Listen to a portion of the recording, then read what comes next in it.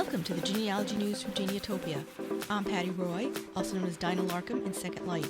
Today is Sunday, May 14th, 2017, and this is episode 102.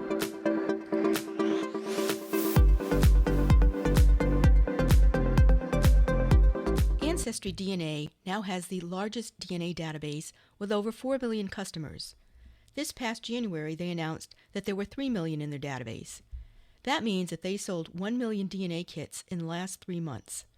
At this current rate, the database could reach 7 million by the end of the year. The next largest DNA database is 23andMe with just over 2 million. 23andMe has a new ancestry report.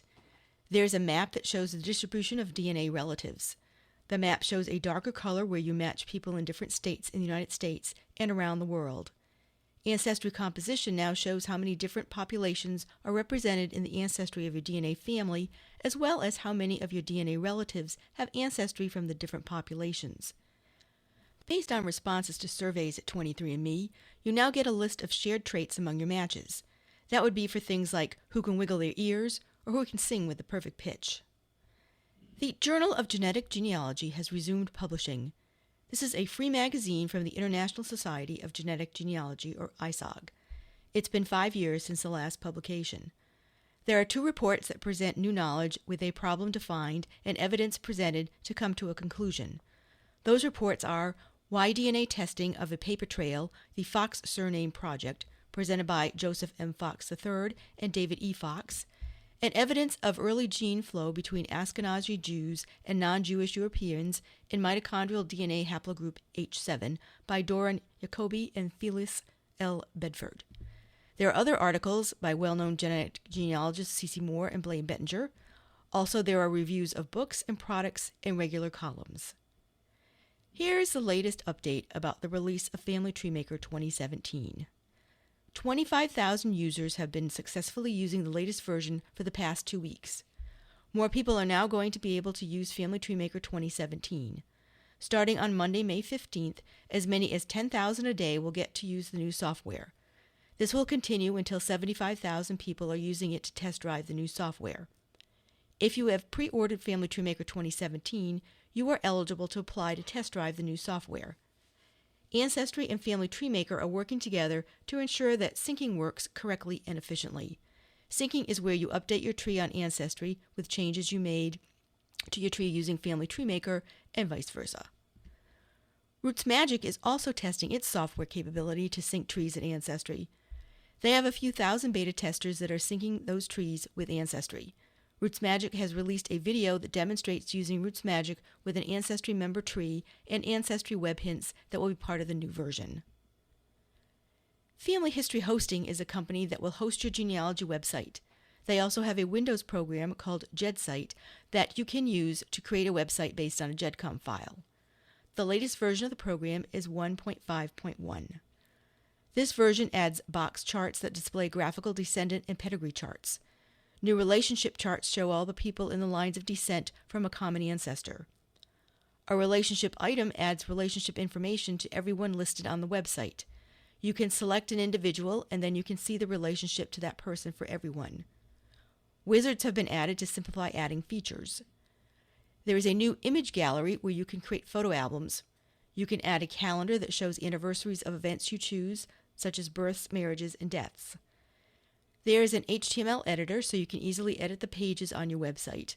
The editor is similar to using a word processing program, so you don't need to know HTML to make changes to your pages.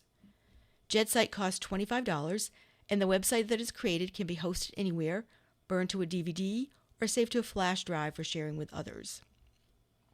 There are some new records at FamilySearch. A new indexed records and images collection is for Rhode Island Vital Records 1846 to 1898 and 1901 to 1953. Some new browsable image collections added include Cook Islands Civil Registration 1846 to 1989, England Essex Bishop's Transcripts 1779 to 1892, England Northumberland Nonconformist Records 1708 to 1982, England Northumberland Parish Registers 1538 to 1950, Italy Brescia Civil Registration 1797 to 1815 and 1866 to 1943. Italy, La Spezia, civil registration, 1780 to 1865. And Spain, province of Teruel, Catholic Church records, 1565 to 2013. So those were new browsable image collections. Next, these collections have indexed records added to an existing collection. Australia, Tasmania, civil registration, 1839 to 1938. Brazil, Sao Paulo, immigration cards, 1902 to 1980. Connecticut marriages, 1640 to 1939. El Salvador, civil registration, 1704 to 1990. England, Durham Diocese, marriage bonds and allegations, 1692 to 1900. England, Manchester parish registers, 1603 to 1910. England, Warwickshire parish registers, 1535 to 1984. Florida marriages, 1830 to 1993. Ghana, Accra marriages, 1863 to 2003. Maine vital records, 1670 to 1921. Michigan obituaries, 1820 to 2006. Missouri reports of separation notices, 1941 to 1946. Panama Catholic Church records, 1707 to 1973. Pennsylvania obituary and marriage collection, 1947 to 2010. Peru, Cusco, civil registration, 1889 to 1997. Poland, Lublin Roman Catholic Church books, 1784 to 1964. South Africa, Cape Province civil deaths, 1895 to 1972. Spain, province of Cadiz municipal records, 1784 to 1956. Sri Lanka, Colombo District Dutch Reformed Church records, 1677 to 1990. And Sweden, Kronenberg Church records, 1589 to 1921. So those were collections that have indexed records added to an existing collection. These next collections have had indexed records and images added to an existing collection. That would be the Billion Graves Index and the South Africa Dutch Reformed Church records, 1690 to 2011. And then this next collection of records here have added images added to an existing collection. That would be for Czech Republic School Registers, 1799-1953. England, Norfolk Parish Registers, 1510 to 1997. Italy, Argentino, Civil Registration, 1820 to 1865. Italy, Benevento, Civil Registration, 1810 to 1942. Italy, Napoli, Civil Registration, 1809 to 1865. Italy, Trapani, Civil Registration, 1906 to 1928. Maine Vital Records, 1670 to 1921. Ohio, Crawford County Obituaries, 1860 to 2004. And Spain, Province of Granada Municipal Records, 1607 to 1955. So those last few collections there have had images added to an existing collection. FindMyPast has added lots of records for Kent, England. They've added baptisms, marriage bans, marriages, and burials. They've added baptism records for Northwest Kent as well as burials. There are over 4,500 volumes of Devon Parish Registers to browse. They contain baptism, marriages, and burials. There are over 900 volumes of parish registers for Plymouth and West Devon that are available to browse. Lots of new records have been added for the City of York. The new collections include City of York Apprentices and Freemen, 1272 to 1930. City of York Calendars of Prisoners, 1739 to 1851. City of York Hearth and Window Tax, 1665 to 1778. City of York Militia and Muster Rolls, 1509 to 1829. And City of York Deeds Registers, 1718 to 1866. And they've added records for the City of York to many existing collections, and these include over 19,000 images and 48 brand new directories covering the City of York have been added to the collection of directories and almanacs. Over 34,000 York school records have been added to the National School Admission Registers and Logbooks 1870 to 1914 collection. Over 39,000 records covering the City of York have been added to the collection of England and Wales Electoral Registers 1832 to 1932. Over 19,000 images and 48 brand new directories covering the... Oh, I already mentioned that. Sorry about that. For the directories and almanacs. And then over 1,000 new records have been added to our collection, or their collection, I should say, of Yorkshire monumental inscriptions. FindMyPast continues to create the largest United States marriage collection. The past month, they've added over 6.7 million records covering 127 countries across 18 states. There have been significant updates for the states of Georgia, Maine, North Carolina, Ohio, and Oregon. Over 400,000 new articles have been added to the collection of Irish newspapers, and some other collections that records have been added to include over 4,000 new records that have been added to the Queensland School Pupil Index, and over 4,000 records have been added to the collection of City of London, Ironmongers, Apprentices, and Freeman records. Thomas McKenty put together Genealbloggers as a way for those who blog about genealogy and family history to get some encouragement and help from each other. Membership was free, and you could put the Genealbloggers badge on your blog. The Genealbloggers website had a list of all the member blogs separated into categories so others could easily find blogs that would interest them. There was a blog that contained blogging news and prompts for what you could write about on your blog. Notice that I've been using the past tense to talk about the Genealbloggers website. That is because Thomas McKenty will no longer be updating the website. He will be launching a new website in June that will be an umbrella site for all his other websites. The changes come as a result of more genealogists using Facebook to share family stories and research tips. Blogging doesn't generate as much traffic as Facebook does. The Georgia Archives have added the Confederate muster rolls to its website. These rolls were created by the state of Georgia during the Civil War for service within the state. This means that not all records for Confederate troops from Georgia will be found in this collection. Only those military organizations that were created by the state of Georgia during the Civil War for service within the state. The New York Public Library has created a digital time travel service for its historical maps of New York City. It's called Maps by Decade, and it contains maps from between 1850 and 1950, grouped by decade. There are over 5,000 maps from across the 5 boroughs. Plans are to enhance this new tool so that you can search for addresses on defunct streets and access historical photographs from the old NYC tool for the map.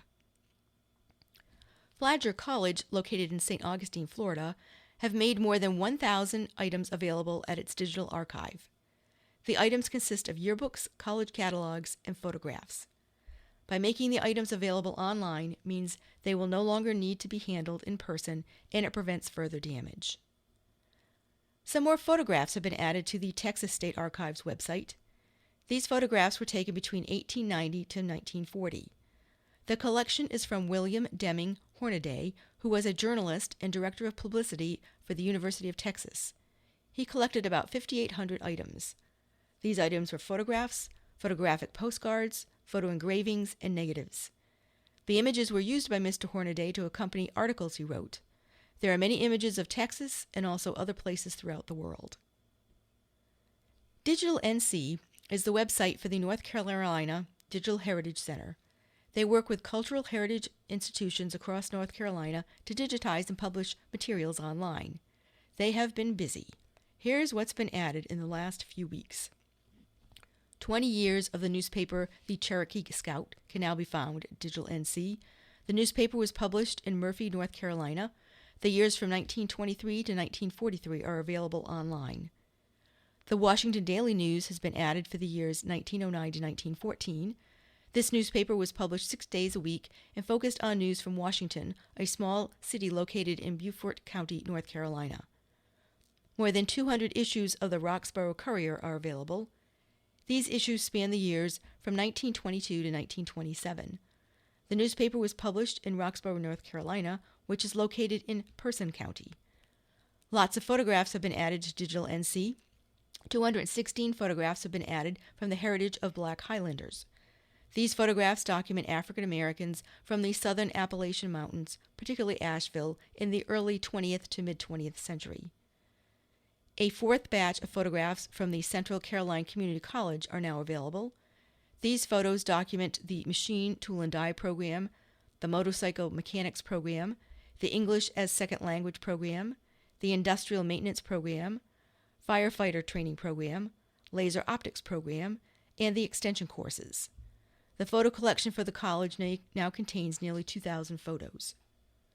More photos have been added from the Sampson Community College. Unfortunately, they're not labeled.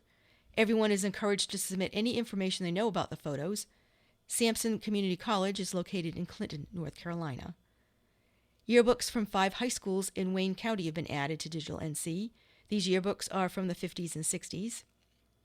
5 more years of the yearbook for the Fayetteville State University have been added. The years are 2010, 2011, 2014, 2015, and 2016. The earliest Fayetteville yearbook on Digital NC is from 1927. The Ridgeview community in Hickory, Catawba County was known as The Hill. Digital NC has published a volume of The Hill.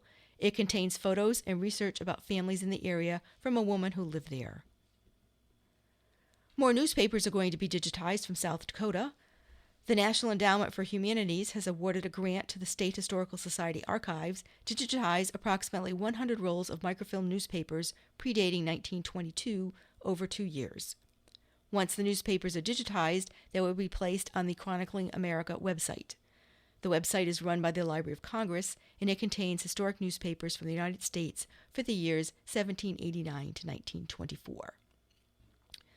The Library of Congress has a new collection of Japanese American internment camp newspapers from 1942 to 1946.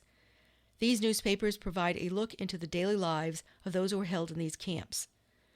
Americans with Japanese ancestry were interned at assembly centers and relocation centers around the country during World War II. After the Japanese bombed Pearl Harbor, fears ran high among the American people. The president issued an executive order that allowed for the exclusion of persons from designated areas for security purposes. Those in the camps began producing their own publications, including newspapers. The Star Tribune in Minneapolis has digitized more than 54,000 issues from the past 150 years. The newspapers in the collection are the Minneapolis Journal, the Minneapolis Daily Star, and the Star Tribune. Right now, you can get a PDF for a front page in the archives. Access to all the pages costs $7.99 for 30 days or $29.95 for 6 months. The archives were digitized with underwriting from Thomson Reuters in partnership with newspapers.com. The Library and Archives Canada has acquired 80,000 maps from the Historic Canada Land Survey Records collection. It contains official survey records dating back to the 1760s. There are plans, field notes, diaries, and correspondence. The collection includes some of the first maps ever drawn for many regions of Canada. 8 city directories for Toronto have been digitized. These are for the years between 1910 and 1926. They were missing from the large collection of city directories that can be found at the Internet Archive. The Genealogist is a subscription site in the UK, and they have added poll books from the late 19th century to the early 20th century to its collection of poll and electoral rolls. The records cover 35 different registers of people who are entitled to vote in Wakefield, West Yorkshire, and other constituencies situated in Hampshire, Gloucestershire, Somerset, and New Westminster in Canada. The Genealogist has also added the illustrated paper The Sphere for the years 1914 to 1919. It covered general news stories from the UK and around the world. The British Library has announced the launch of Picturing Places. The website highlights items from the library's collection such as prints, drawings, paintings, books, maps, and letters. Picturing Places showcases some of the library's topographical materials. A list of historic place names of Wales has launched. Over 300,000 place names are included in the list. They reflect the various forms and spellings used historically. Over time, more names will be added. Archive Digital is a subscription website for Swedish records. They have begun to photograph Swedish American church books from the congregations in Minnesota, and eventually they will be online. This is the second United States project for Archive Digital. Previously, they photographed over 1,000 church books from Kansas, and they were added to the site. Claire Santry is an expert on Irish genealogy. She has a new book coming out called The Family Tree Irish Genealogy Guide, How to Trace Your Ancestors in Ireland. It's published by the Cincinnati-based Family Tree Books, which also publishes Family Tree magazine. The book is a comprehensive how-to guide and research companion for Irish genealogy. There was some announcement at the recent National Genealogical Society Conference that was held in Raleigh, North Carolina. There is a new book from Thomas Jones called Mastering Genealogical Documentation. The book teaches genealogists how to describe and cite sources. It will start shipping May 22nd. NGS has released 2 new research guides for American Indians of Oklahoma and research in Mississippi. And they released 2 revised guidebooks for Tennessee and North Carolina. The 2017 Philby Award for Genealogical Librarianship was awarded to Larry Cates, a librarian at the Heritage Research Center of the High Point Public Library, High Point, North Carolina. And each year, many awards are given to society newsletters and editors at the NGS conference, and I'll have a link in the show notes to the list. The UK's big family history event, Who Do You Think You Are Live, has closed. There will not be any more of these events. It is closed for financial reasons. This was called an event or a show, not a conference. It consisted of a very large exhibit hall with some talks or lectures going on in spaces off the exhibit hall.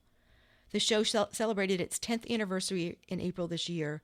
Attendance dropped for this show, as well as fewer vendors signed up for the exhibit hall. There will be a major conference held in England in the summer of 2018. The dates are August 31st to September 2nd, and it will be held in Hinckley, Leicestershire. The theme for the conference is Secret Lives, Hidden Voices of Our Ancestors. It's being organized by the Association of Genealogists and Researchers in Archives, the Guild of One Name Studies, the Halstead Trust, and the Society of Genealogists. The conference lectures will be aimed at family historians interested in tracing their ancestors who may be difficult to find. Submissions for papers and presentations are being accepted until September 30th, 2017. The Southern California Genealogical Society's Jamboree will be held in June. They've announced the live streaming schedule for DNA Day, which will be held Thursday, June 8th. Individual sessions cost $20 each, or you can pay $99 to access all 6 sessions being streamed on that day.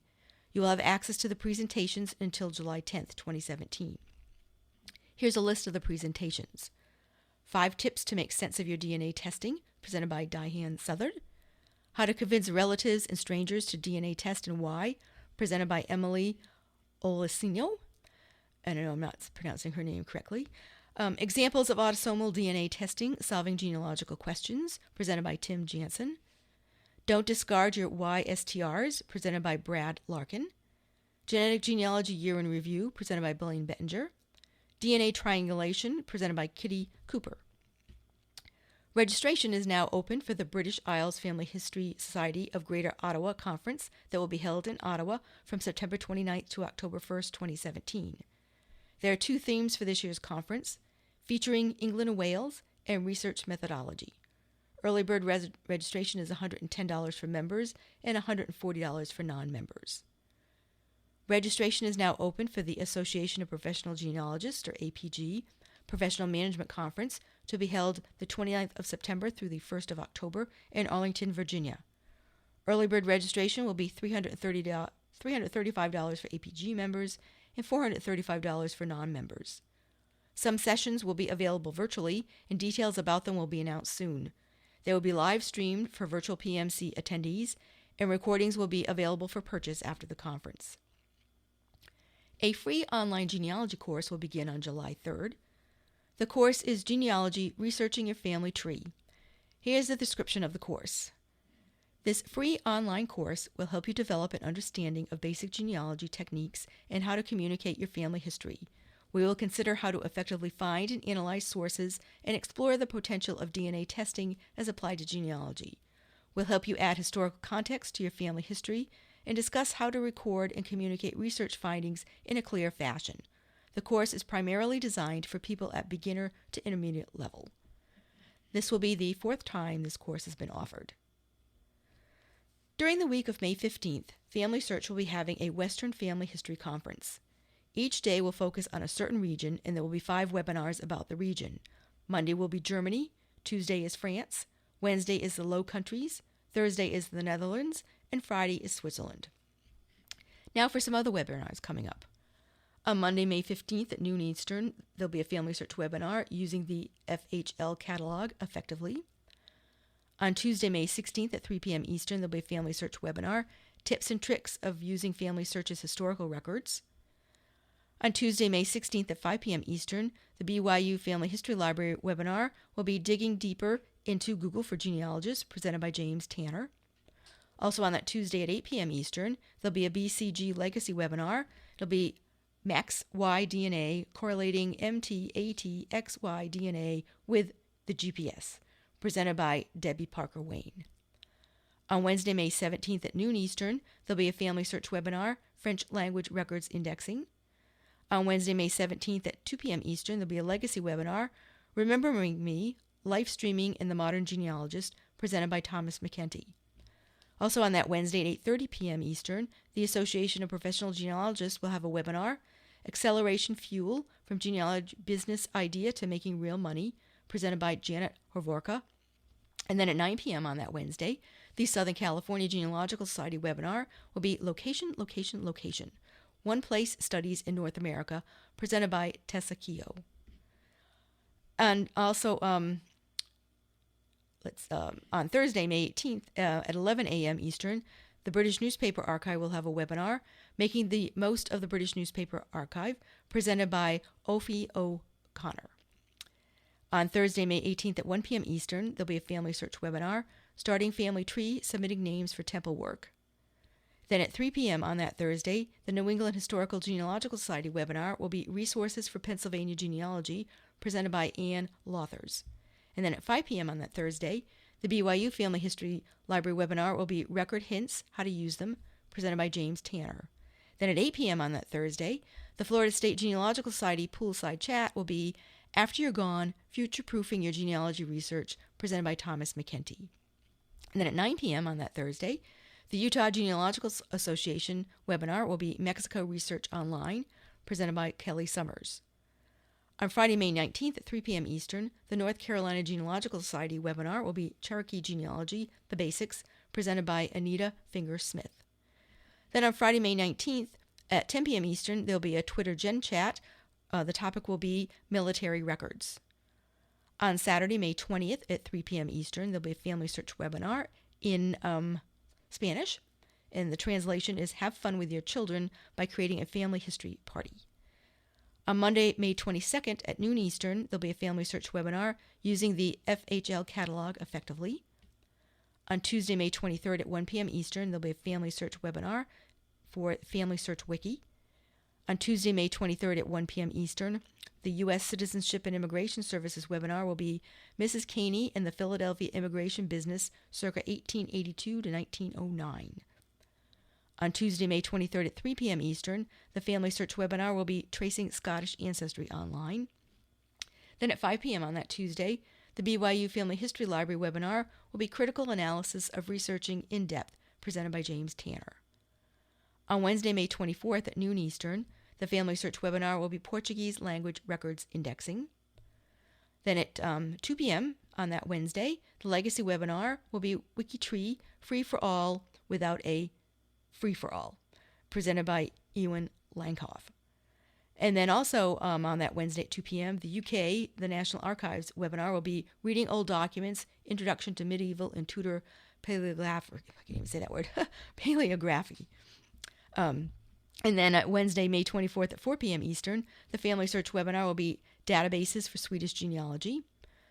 Also on that Wednesday at 6 p.m. Eastern, the Southern California Genealogical Society webinar will be Beyond the Surface, Analyzing and Capturing Genealogical Data, presented by Nika Smith.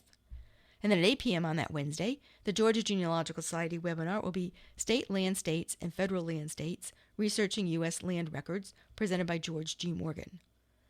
On Thursday, May 25th at noon Eastern, the Family Search webinar will be United States Census, Techniques and Strategies for Finding Elusive Ancestors. And then at 3 p.m. on that Thursday, the Family Search webinar will be Tracing Elusive Ancestry in England's North Country. And then also on that Thursday at 3 p.m. Eastern, the Santa Barbara County Genealogical Society webinar will be Cloud Computing, presented by Thomas McKenty. And then at 5 p.m. on that Thursday, the BYU Family History Library webinar will be English Research, Finding Missing Children Using the GRO site, presented by Catherine Grant. And then that will follow at 5:45 for English Research, Finding a Woman's Maiden Name Using the GRO site, presented by Catherine Grant. And then on Friday, May 26th, there'll be a Twitter Gen Chat at 10 p.m. Eastern, and the topic will be Religious Focus, the Society of Friends, or the Quakers. You can find all the webinars mentioned and more at the calendar at geneatopia.com. The calendar has all the Google Hangouts that are scheduled, events going on in Second Life, and online events that you have to pay for. I've only mentioned the free ones here. And that's it for this episode. You can send email to geneatopia@gmail.com. You can find links to things mentioned in the show notes at geneatopia.com, as well as a transcript. The transcript can also be found in the Geneatopia Flipboard magazine, and you can find the recording on YouTube. This is episode 102. Thanks for listening.